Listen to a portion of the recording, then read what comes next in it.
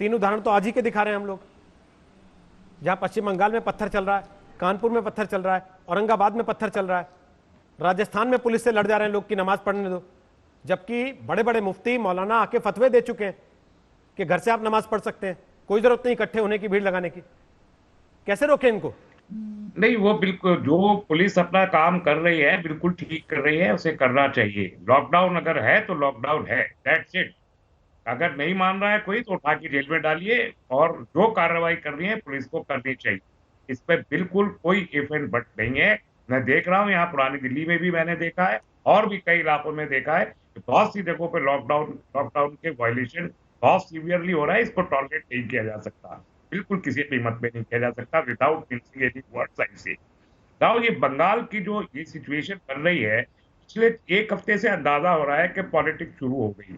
हालांकि इलेक्शन में अभी 10 महीने हैं, लेकिन तो अभी अजय आलोक जी कह रहे हैं 2 साल से चल ही रहा है कुछ ना कुछ। और अब ये मुझे लग रहा है कि कोरोना का वायरस कहीं पूरी सरकार को वेस्ट बंगाल की न लग जाए। जिस तरीके से ये अजय आलोक जी को ही मैं फिर कोट करूंगा, ये गैर मामूली वाकया है कि गवर्नर टेलीविजन पे बैठकर अपने चीफ मिनिस्टर के लिए एक वक्तव्य दे रहे हैं, एक बयान दे रहे हैं। इससे पहले मैंने किसी गवर्नर साहब को इस तरीके से वो बात करें, होम मिनिस्ट्री को दे सरकार को चिट्ठी लिखेंगे, खत लिखेंगे, कंप्लेंट करेंगे, सिफारिश करेंगे, बट टेलीविजन पे आके गवर्नर साहब बैठेंगे और अपनी पूरी सरकार का कच्चा चिट्ठा पब्लिक के सामने खोलेंगे। इस तरीके से मैंने कभी देखा नहीं था। This is the worst kind of politics I have seen in my life. मैं ये आपसे कह रहा हूं। तो आप अगर आप कोविड को लेके ये पॉलिटिक्स कर रहे हैं, और हम कोरोना को एक पॉलिटिकल एजेंडा बनाने के सरकार और इल्जाम तराशियों का कि सरकार कहे कि वो आंकड़े छुपा रही है, और राज्य सरकार ये कहे कि आप हमारे टीम क्यों भेज रहे हैं, और कौन से क्राइटेरिया से भेज रहे हैं।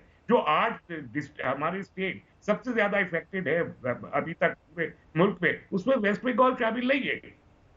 तो जो मॉनिटरिंग टीम आपने बनाई हाई पावर, उसमें वेस्ट बंगाल आपने क्यों शामिल कर दिया? अगले ही दिन आपका स्टेटमेंट आ गया कि वहां तो आंकड़े छुपाए जा रहे हैं। ये सारी चीजें तो पॉलिटिक्स है। उसके बाद ममता बनर्जी तो आप सब जानते हैं कि उनका एटीट्यूड और बिहेवियर क्या है। मैं उसे भी अप्रूव नहीं करता कि आप पॉलिटिक्स के खातिर कुछ भी बोल दे, कुछ भी करना शुरू कर दे।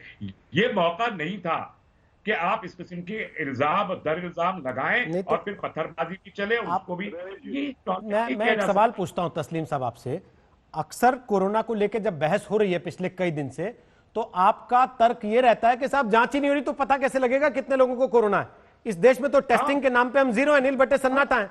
लेकिन बंगाल का रिकॉर्ड आप तुरंत अप्रूव करते हैं बैठ के टीवी पर। नहीं, क्या मैं इसी तो वजह अप्रूव से नहीं अप्रूव कर करते रहा। हैं जो बात गौरव नहीं भाटिया कह रहे नहीं हैं कि ममता बनर्जी नहीं कह रही नहीं है कि नहीं हम इनकी तस्लीम रहमानी की लात भी खाने को तैयार हैं, तो आपको नहीं भी नहीं ममता नहीं, बनर्जी के कुछ झूठ को वो सच भी करना है? पॉलिटिकल, वो पॉलिटिकल सेंटेंस है ना, हम उसको अप्रूव नहीं करते बिल्कुल किसी कीमत पर ममता बनर्जी के इन बयानात को। टेस्ट कम हो रहे हैं इसमें कोई शक नहीं है, और जहां कहीं भी वेस्ट बंगाल में भी कम हो रहे हैं, उनको बढ़ाने चाहिए। पूरे मुल्क में अब आके थोड़ा सा बढ़े हैं, इसमें और ज्यादा बढ़ाए जाने की जरूरत है। कल ही बिहार के कोई मंत्री जी कह रहे थे वहां 4 करोड़ लोगों की स्क्रीनिंग हो गई। अब मुझे समझ में नहीं आता है 4 करोड़ बिहार में कहां से स्क्रीनिंग हो गई।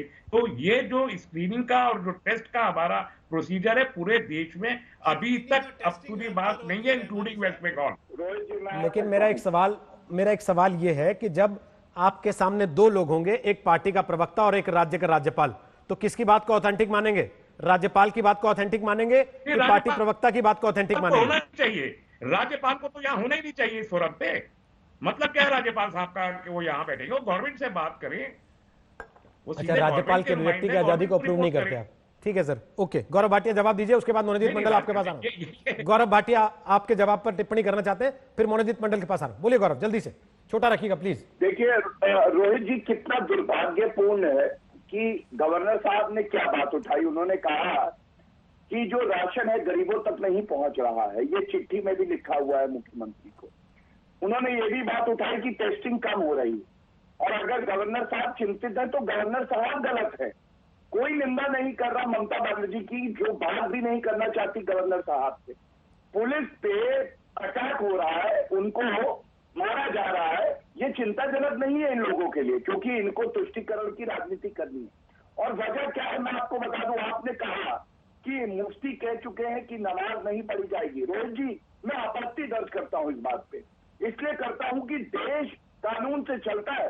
अगर केंद्र सरकार ने लॉकडाउन कर दिया तो मुफ्ती क्या कहता है ये मायने नहीं रखता, काबा में नमाज पढ़ी जा रही है कि नहीं ये मायने नहीं रखता। हमारे देश का कानून ये कहता है कि अब जो धार्मिक स्थल है वहां कोई इकट्ठा नहीं होगा, इतना बहुत होना चाहिए सबके लिए। और सबसे ज्यादा दुर्भाग्यपूर्ण ये है कि पुलिस को अगर पीटा जा रहा है तो ममता बनर्जी दूसरी तरफ इसलिए देख रही है कि उनको अपना दूध निकालना है। अगर लाभ पड़ रही है तो क्या है, पुलिस को लाभ पड़ती रहे, मेरे घर में दूध आना चाहिए, इलेक्शन पास है। अरे कोई ये सोचेगा कि एक गवर्नर को क्यों मजबूर होना पड़ा कि वो टीवी पे आके सही बात दर्शकों के सामने रख रहे, देश के सामने रख रहे, बंगाल की जनता के सामने रख रहे, क्योंकि ऐसा मुख्यमंत्री आ गया है जिसको गरीबों की चिंता नहीं है, जिसको नागरिकों की चिंता नहीं है। उसको चिंता केवल इतनी है कि जब सरकार दोबारा बनानी हो तो मुझे उस गाय से वोट मिल जाए, मेरा दूध मिलता है। ओके।